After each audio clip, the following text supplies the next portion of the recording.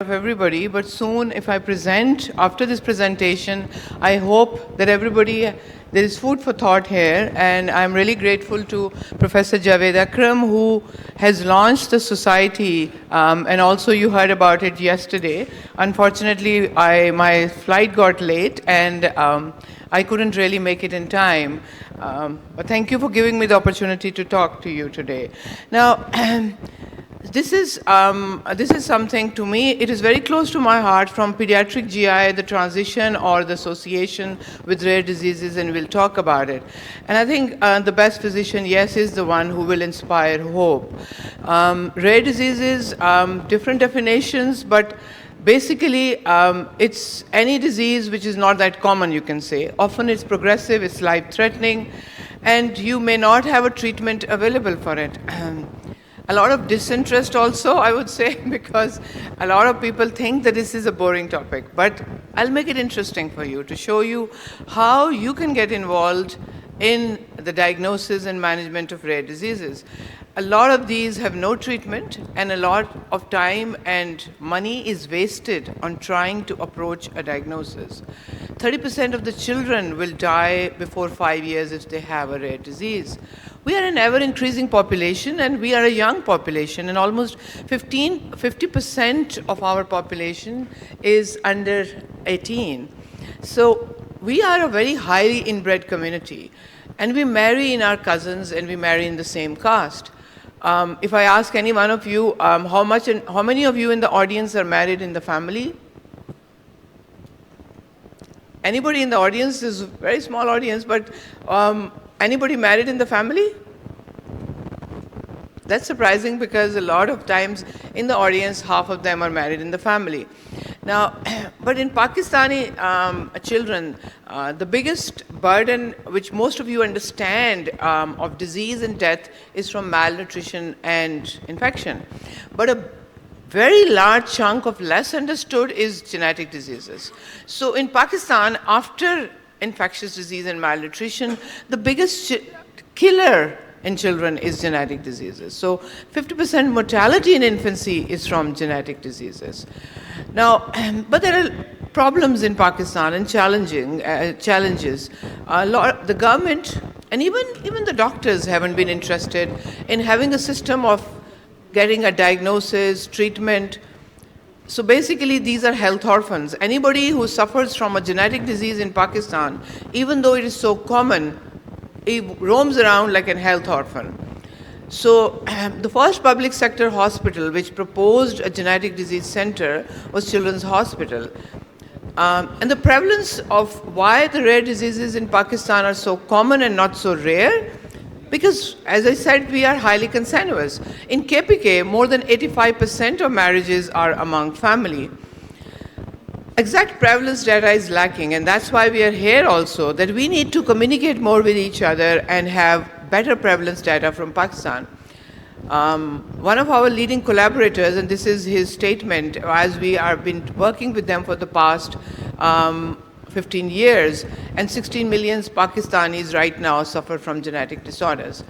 And I'm really grateful, as I said, Professor Javed Akram helped us out in this journey by launching the Pakistan Society for Rare Diseases, and this was the launch day. And why did I get involved in genetic diseases is because you know that in gastroenterology, hepatology, you see people with liver and enlarged spleen. And that's a lot of times, sometimes, that patients or children with genetic diseases will come to you. Now, in Children's Hospital is a very busy hospital with 40 subspecialties, and every specialty has a major burden of monogenic disorders. And the patient numbers are increasing every day, every year. And you can see there's a lineup of patients in the OPD over there. Now, if you look at these images, they don't mean anything to you, is it? Because you look at them and you feel sad for them, but you don't know what they have. But everything means something if you start putting a name to it. Because after the genetic diagnosis, you know what they have. That's Cockayne syndrome, that's pseudoxanthoma, that's Niemann-Pick, that's Gaucher disease, that's metachromatic leukodystrophy. So diagnosis is the key to opening all the doors. even if you have to counsel or you have to give any treatment or you have to approach any clinical trial, you need to open that door of diagnosis. If you have a patient of kidney disease, you don't know it's Fabry, you don't know it's hyperoxaluria, you don't know it's a steroid-resistant nephrotic syndrome, you're just treating him as renal failure. I get patients all the time from SIUT for diagnosis of hyperoxaluria because you have to do a combined liver-kidney transplant in them. You just do the kidney, he'll come back with renal failure after some months. So it's so important to know your genome and you know your diagnosis. So now, 2 cases for you to ponder. There's a 13-year-old girl who was referred to us. She had history of severe episodic pain since age of 2, and she intermittently would have rash. Severe abdominal pain, rash. By the time she reached to us, she had calcifications in multiple organs. And she had gone around, and the family had spent millions of rupees. This is a family from Balochistan. Now, there was another family. This is just giving you examples. We have so many of these. Now, there is a 5-year-old boy who came to us, admitted with severe vomiting. He had 2 sibs who had died from similar illness. We reviewed his file again and again, and we saw that every time he has vomiting, he also has altered liver enzymes during those vomiting, and he goes a little encephalopathic, and a deranged INR happens. So he's treated every time as severe hepatitis with encephalopathy, and he's in liver failure. So goes to different hospitals, and then repeatedly it happens. But then life-altering treatment, you can save these kids by giving them an appropriate treatment. So the girl who had the calcifications, the fever, the abdominal pain, had familial Mediterranean fever. Incidentally, she also had another pathogenic variant, and that we see very commonly in Pakistan to have more than one genetic diagnosis. Now, the other child had hereditary fructose intolerance, which is a killer if you don't diagnose it, but you can save them. So the importance of diagnosis. Now, when I came to Pakistan and in 1998 actually, so over the first 5-7 years, I realized that this was what was happening. These are health orphans. We don't have any diagnosis. We don't have any treatment. We can't do anything. So our journey began in 2006 like that. And we started sending samples abroad, but it was so costly. Once you had done one diagnosis, the family would say, how do I prevent another child? And Dr. Saab sitting here before was saying a very important point. Prevention is the key in our countries. But then this dream was there, and the dream acts as a safety valve. I knew it was a marathon task, but we needed a multi-pronged approach. We needed to make the public aware that there is so much genetic diseases and there are problems with consanguinity. We needed access to diagnosis. Then, once diagnosed, patients want treatment. We also wanted to do genetic counseling and prenatals. But then, so we started collaborating with multiple universities and our friends abroad. We need public awareness. That's the first point I spoke to you about. Now, these are kids who came to me. If you see one of the x-rays over there, we published this case. Now, this is a child who was developmentally delayed.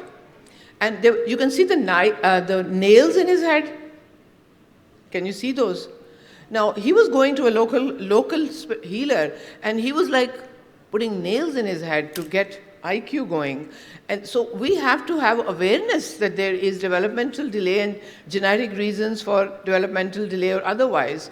And this child who has progressive familial cholestasis with the liver disease was chained up and was told to be kept chained till his liver recovered. So we had to open a discourse. And from 2005, we started opening this discourse and talking about it. When I came to Pakistan, I was told, don't talk about consanguinity because aap pe to koi wo fatwa ho jayega. And that was my first press conference. And we launched the Lysosomal Storage Disease Society. But then now public is sensitized. You realize that everybody is talking about it and they're asking questions. And there is an increasing request coming to me for career testing and counseling. So it's becoming better. And anything that we talk about will never be complete when we say we cannot work in isolation. So our partnership with the Yale Genome Center and with the German teams and the Boston Children's Hospital, that is the pivotal key point for which and the help that they gave us to establish the first rare disease center at the University of Child Health Sciences for access to diagnosis, for access to treatment, counseling, and prenatal.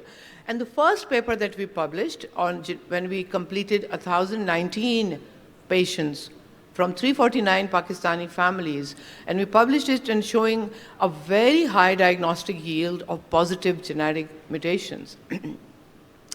And lots of papers that came out of the Rare Disease Center on these various genetic diseases. So if you look at the positive yield from genetic testing, and this includes adults as well, actually, I would say.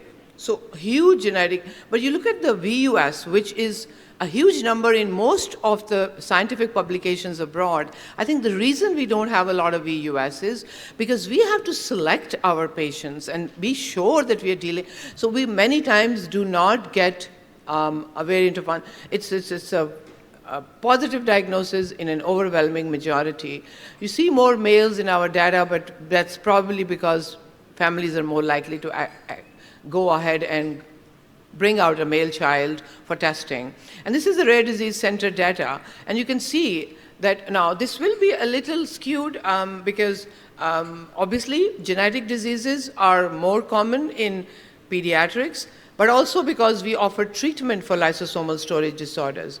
But this is the, after blood diseases, LSDs are the most common thing in your country for genetic diseases. And then comes the neurological and the liver diseases.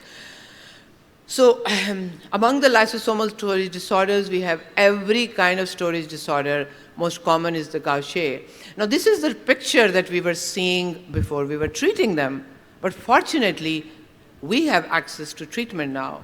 So if you have a patient of an LSD going around in Sindh or Balochistan, then you haven't done your homework right, because we offer treatment 100% free of cost, and 16 billion rupees worth of charitable access treatment comes to our department at the Children's Hospital every year.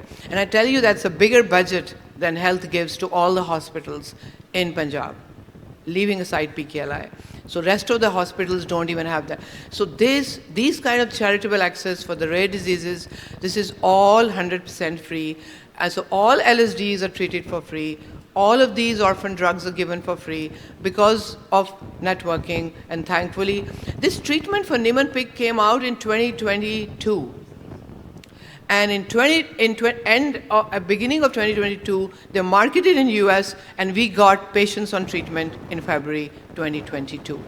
So, but then we also needed to treat many of our immunodeficiencies, which are rare diseases, and our storage disorders with a BMT. And we were asked also, we were approached for gene therapy trials, and they wanted a bone marrow transplant unit in-house. So thankfully, the government agreed to give some necessary equipment and approved posts, but refused to train human resource. We did take up that challenge, and I'm thankful for all who helped, and I'm thankful to all the pharma who helped in bringing out sending our doctors and nurses for training. And today, we actually boast the biggest public sector BMT program, completely free of cost, with a very good outcome. So these are all treated at Children's Hospital. And again, rare diseases, you may not be able to offer treatment, like in this particular patient who has very rare disorders, more than one, but then you can provide prevention and prenatal. Then there is a big breakthrough. Thanks to our Rare Disease Center, we were approached by University of the Benioff Children's Hospital, University of San Francisco, because they are into a pivotal, groundbreaking work on intrauterine therapy of these rare disorders, where you could not treat them properly after birth, and that they have huge issues. But this child of ours was enrolled, Afan, and he's doing very well in our center now. Again, this family of Ayla Bashir, is our family of, they lost 3 children with Pompe's disease. We sent Ayla for intrauterine therapy, And this is all done free of cost as part of the trial. And today, Ayla is running around doing very well. So they have the fourth child who's living. We did the prenatal testing in both these children, which showed an affected fetus, but we opted for treating them. So with science, you're going forward more and more. So if you look at the data of neurological disorders from the Rare Disease Center, all those with an arrow, the Duchenne muscular dystrophy, the metachromatic leukodystrophy, the SMA, and then the spastic paraplegia just this year, and Canavan's just this year, there is gene therapy. And we have been approached for gene therapy trials by both the Canavan's as well as spastic paraplegia. SMA, Aga Khan already launched it. MLD, we have been approached. So when you publish your data, that's the reason it's important to publish and to have a collaborative work. So now that the world knows, now they needed 7 patients in the entire trial of Canavan's, and we had 4 patients, but out of which only 2 were eligible because of age. The same with spastic paraplegia. The gene therapy has just come in now. It is one of the rarest diseases, and we have 12 patients in our, this data is from December last year, and by now we have added another family which has 3 patients with a cousin who's also affected.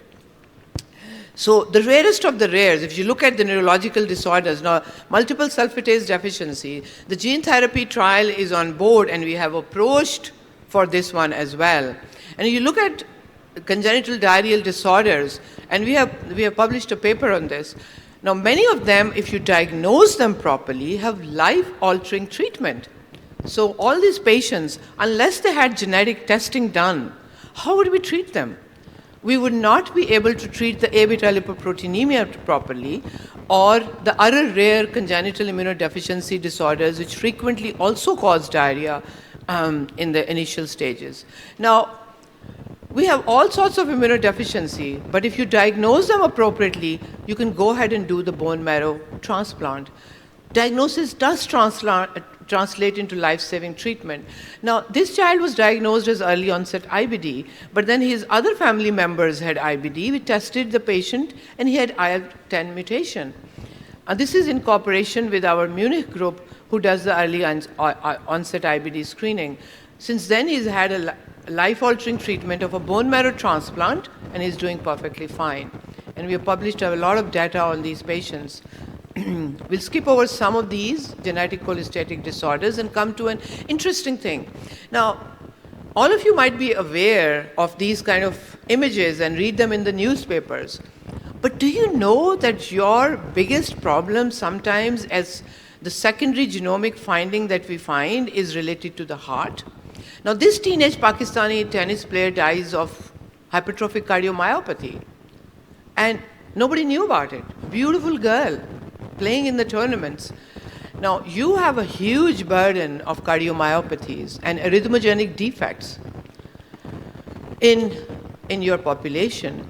And when we looked at all the genetic data which we did for the genome sequencing, and the secondary findings that we looked at were related to heart disease and a risk of early death.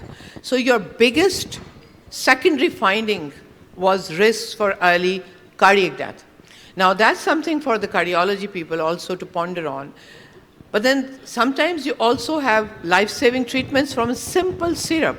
Now all the kids of this family on the left side, 7 kids of this Pathan guy had died.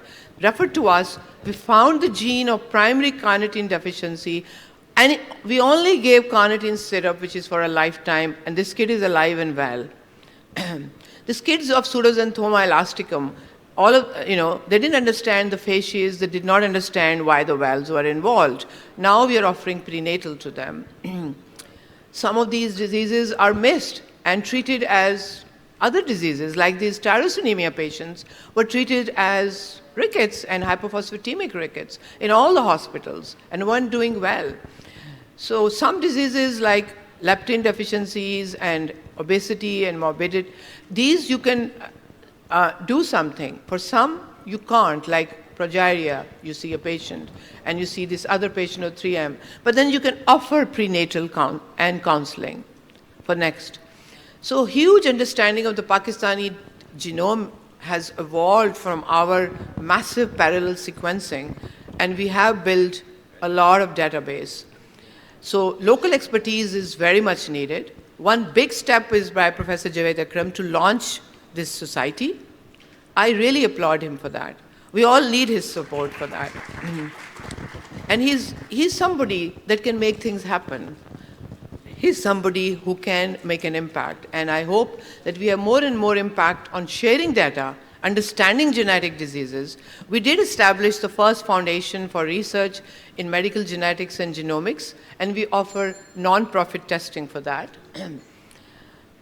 We do free of cost prenatals, and these are the ones done by us over the past few years. And you can see the prenatal testing that we offer to the kind of diseases that we are offering. If you have a family who is suffering, please don't hesitate to refer. So in summary, we can reach the conclusion that we have a very high prevalence of rare genetic diseases. There's a huge unmet need of access to diagnosis and treatment. We need to have more centers, and we need to have a government policy for rare diseases. We drafted it, gave it to the federal government, we gave it to the Punjab government. I hope something is done about it. But everything that is being done is very individual based. I'm doing something, Professor Javed is doing something, somewhere else somebody is doing something. But government needs to come on the front foot and play on the front foot and be sensitized. Public education and prevention is the key, and don't invest in so much, waste money in MRIs and this and that, and patient goes for nerve testing. When you think it's genetic, invest your money in one test and get your genetic testing done. And Pakistan, we need to data gather and cooperate among institutions. We are fibrillating in isolation.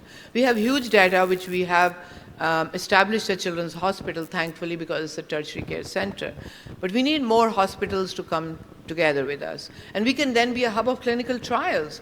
And we need to bring clinical trials. Like we already are, and we have started 2 at the Children's Hospital recently. We are approached more and more for gene therapy trials. We have the pathology, we have the human resource, we have the motivation, but we need more collaboration, and we need to pray more at the front foot for these diseases. And nothing is possible, I think, without a good team. And you must always dream big. And I think I'm very grateful to Allah for having a great team and for also having now a collaborator like Professor Javed Akram. So thank you very much for patient listening. Thank you so much, Huma. Can I request Professor